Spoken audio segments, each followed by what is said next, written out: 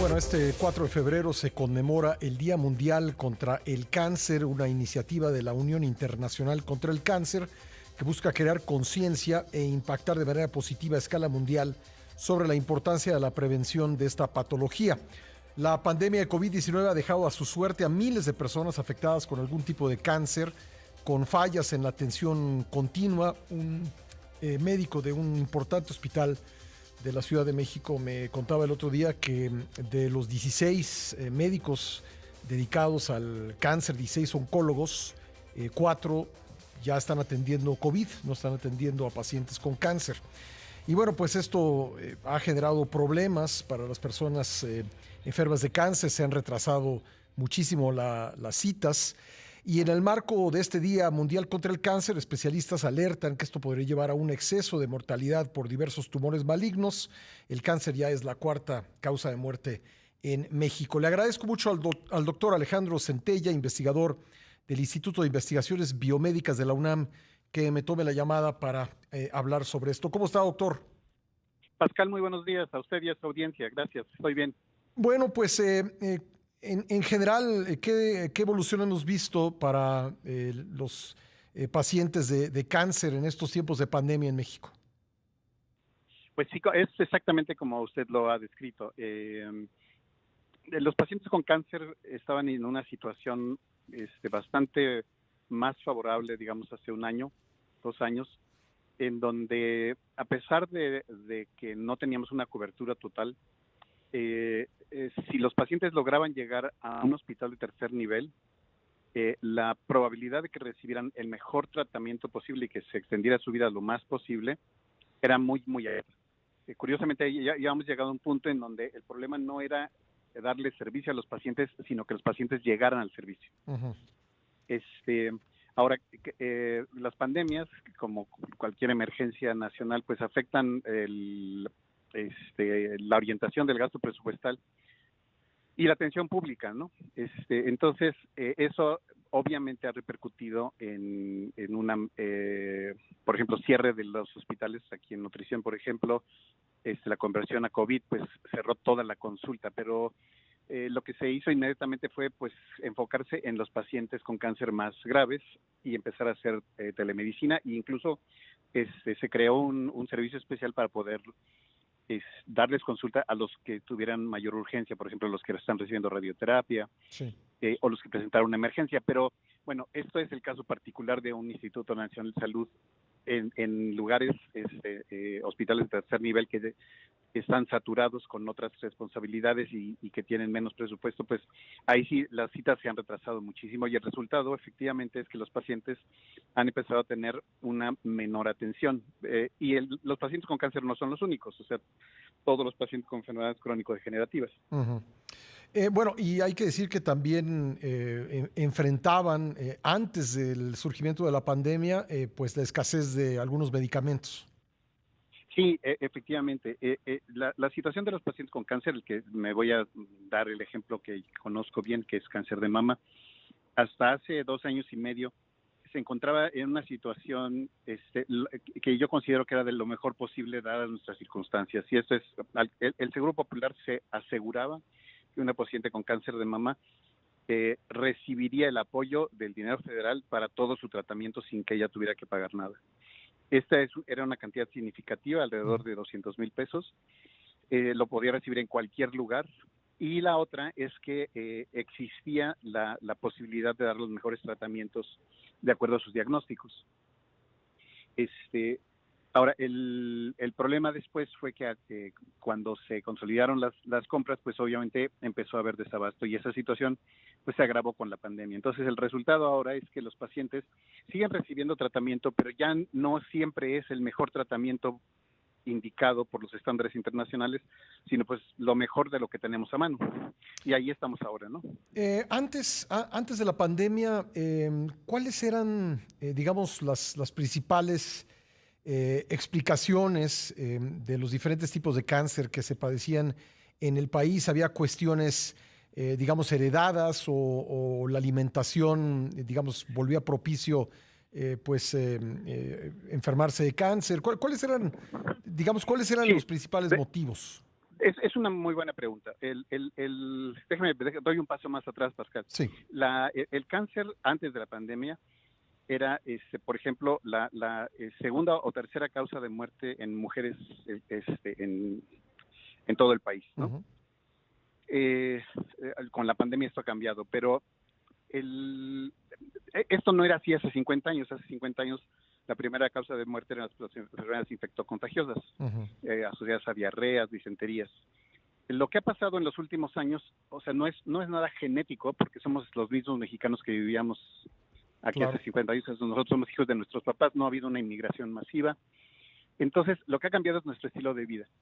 Algo que sonaba muy bueno, que era mejorar nuestra calidad de vida y extender la expectativa de vida, nos llevó a una consecuencia inesperada, y es que ahora la expectativa, hace 50, 60 años, la expectativa de vida en México era entre 50 y 60 años para hombres y mujeres. Uh-huh. Hoy está entre 70 y 80 años. Ahora, eso tuvo una consecuencia muy seria para muchas enfermedades crónico-degenerativas, el cáncer de ella, que se presentan a partir de la sexta década de vida, quinta o sexta década de vida. Entonces ahora una fracción importante de la población ha empezado a presentar estas enfermedades que antes no se veían porque moríamos antes, ¿no? Claro. Ahora, decir, esto se agrava sí. con elementos que aumentan el riesgo de tener cáncer a cualquier edad. Los elementos más importantes son el consumo de alcohol, el tabaquismo y recientemente ya con mucha claridad el sobrepeso y la obesidad. Y me concentro en este último, porque en México, según la Encuesta Nacional de Salud, desde 2 años, por ejemplo, en el caso de las mujeres, que es lo que a mí me atañe, Uh-huh. el 65% de las mujeres tienen sobrepeso o obesidad. Entonces, esto quiere decir que el 65% de la población femenina incrementó su riesgo para desarrollar una gran diversidad de enfermedades cancerosas, ¿no? Sí, pero me imagino que lo mismo también para los hombres, ¿no? Por supuesto, sí. O sea, el sobrepeso y la obesidad aumentan el riesgo de cáncer también para otras entidades en el varón. Es decir, si bien es cierto, ya este ha sido tema de discusión durante la pandemia, incluso de discusión política, este estilo de vida nos ha hecho a los mexicanos más propensos a morir si contraemos el COVID, pero habría que ir, como usted dice, un paso más atrás y decir que pues nos afecta de muchas otras maneras.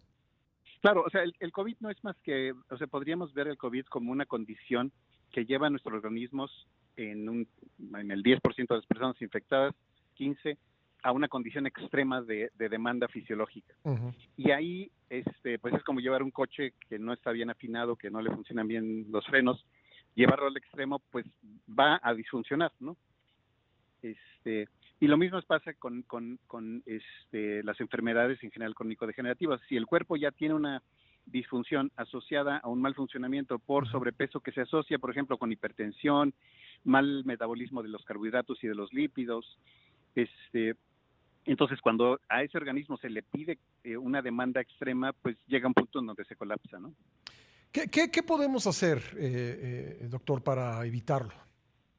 Mire, en realidad la respuesta suena sencilla, pero es muy difícil de implementar. Uh-huh. Por la naturaleza humana misma, y no somos los mexicanos los únicos, pero esto es la cultura del cuidado, ¿no? Yo siempre cuando me invitan a pláticas o una entrevista como esta doy el mismo ejemplo. Todos tenemos celulares que oscilan entre 5 y 20 mil pesos, ¿no? Uh-huh. Y si se rompe o se descompone, la persona hace lo imposible por reponerlo lo antes posible.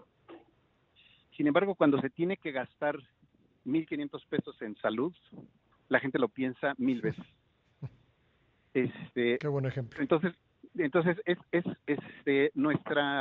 en nuestro esquema cultural, nuestra salud no tiene un valor económico como tal, ¿no?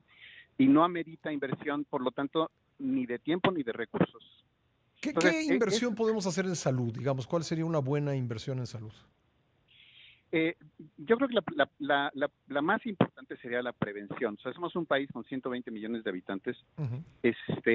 Tenemos un 35% bueno, teníamos hasta hace 3 años, fue la última vez que se hizo un censo preciso, un 35% de cobertura, por ejemplo, para el caso de enfermedades oncológicas. O sea, el 70%, el 65% de los mexicanos no estaban cerca de un centro, pero a pesar de eso, si llegaban a un centro se les daba la atención. Uh-huh. Pero lo más importante sería la prevención.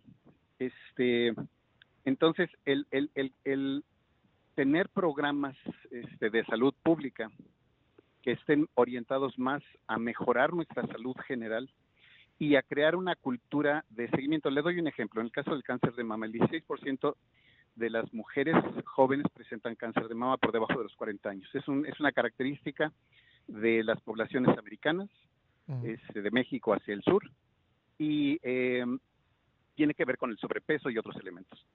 Pero ahí también ya se han dictado medidas muy concretas, están escritas en nuestras normas nacionales de prevención y tratamiento del cáncer. Las mujeres menores de 40 años deberían de ir cada año a una consulta orientada a la detección temprana de cáncer de mama. Uh-huh. Pero la población desconoce esta información porque no la hemos publicitado, ¿no? O sea, cada año una revisión para detectar posibilidad de cáncer. Orientada a cáncer de mama específicamente. Sí, específicamente, ¿no? A cáncer de mama. Sí. Y eso prevendría la muerte en el 16% de las mujeres jóvenes, que además, al ser jóvenes, representan madres jóvenes, uh-huh, fuerza laboral. O sea, ese sector de la población tiene un impacto económico muy grande. Sí, ¿a partir de qué edad, digamos, habría que hacer esta revisión anual? Mira, la revisión anual se recomienda a partir de los 24 años y en esta no implica una mastografía, es simplemente ir a un servicio para buscar, para eliminar la posibilidad de cáncer, ¿no? A partir de los 40 años debería de hacerse anualmente una mastografía, uh-huh, y otra vez una revisión dirigida específicamente a la detección temprana de cáncer. En México, aún hoy, con todas las limitaciones que tenemos, una paciente con cáncer de mama o de cualquier tipo de cáncer que sea detectada en etapas tempranas tiene una posibilidad de curación, o sea, de librarse del cáncer para siempre, cercana al 90%. Pero si esto se hace 8 meses después, casi en cualquier tipo de cáncer, la probabilidad de que sobreviva baja como al 35-40%. No, bueno, ahí está. Entonces, estas revisiones, pero orientadas a ese propósito, resolverían un problema muy grande. Ahora, y aunque sea una obviedad, en cuestiones de estilo de vida, ¿qué es lo que podríamos o qué es lo que debemos hacer para pues, reducir los riesgos en términos de enfermar de cáncer y si enfermamos, pues de que esto no sea fatal? Claro, pues mire, como muy bien dice Pascal, suena obvio, pero hay que decirlo. Es uno, hacernos conscientes de que cada uno de nosotros y nadie más, no es el doctor, no es el Estado, no es la Secretaría de Salud, sino somos cada uno de nosotros, somos responsables de nuestro propio cuerpo y de nuestra salud. Si llevamos nuestro coche o nuestro celular a servicio para que nos digan qué es lo que tiene mal, pues cuando vamos al doctor y nos dice qué es lo que está mal, hay que apegarse a seguir las instrucciones. Uh-huh. Y las instrucciones en general son comer menos carbohidratos y grasas. O sea, no tiene nada de malo comerse un taco de carnitas. Sí. Lo malo es comerse 10, ¿no? Y que cada fin de semana, dije, no, toda la semana no como, pero el fin de semana me doy un atracón. Uh-huh. O sea, el manejar los antojos como antojos y no escondernos como niños chiquitos, ¿no? Y pecar el fin de semana o sí, en la fiesta de la noche o el viernes, ¿no? O sea, es más mantener una actitud constante, uh-huh, que en la atención a nuestra salud. Y esto quiere decir, pues, la alimentación, el consumo de alcohol y el tabaquismo, ¿no? Uh-huh. Pues, doctor, de verdad le agradezco mucho estos minutos para el programa. No, al contrario, Pascal, espero que haya sido de utilidad y le agradezco muchísimo por su llamada. Sin duda. Gracias, doctor, muy amable. El doctor Alejandro Centella, investigador del Instituto de Investigaciones Biomédicas de la UNAM.